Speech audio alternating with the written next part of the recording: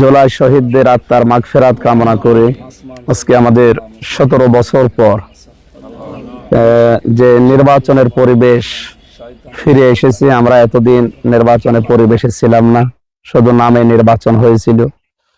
সুতরাং এবারের নির্বাচন 2026 সালের ফেব্রুয়ারির 12 তারিখ, এটা যেন অবাধ, সুষ্ঠু এবং নিরপেক্ষ হয়। যে শহীদদের আত্মদানের মাধ্যমে, আত্মত্যাগের মাধ্যমে আমরা এই পরিবেশ ফিরে পেলাম। তাদেরকে আল্লাহ শাহাদতের সর্বোচ্চ মাকাম দান করুন। আর কোরআন থেকে আমরা জেনেছি, যারা শাহাদত বরণ করে তারা মরে না, তারা জীবিত। তারা এই পৃথিবী ছেড়ে আর একটা জগতে শুধু পাড়ি জমিয়েছে।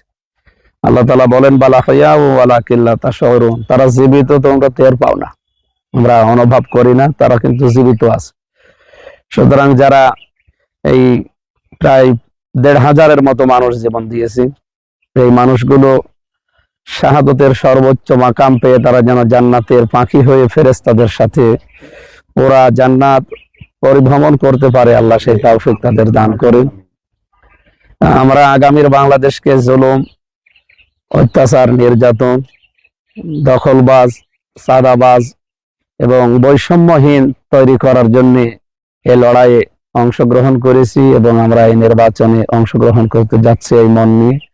সবাইকে আহ্বান জানাচ্ছি, আসেন আমরা দেশকে জুলুম, নির্যাতন এবং অত্যাচার মুক্ত করার জন্য, দেশি বিদেশি ষড়যন্ত্র থেকে মুক্ত রাখার জন্য সবাই মিলে চেষ্টা করি। নির্বাচনকে একটা অর্থবহ নির্বাচন উপহার দেওয়ার। সেভুরি বিরিয়ানি মশলা, কিছু স্বাদ স্মৃতিকে ফিরিয়ে আনে।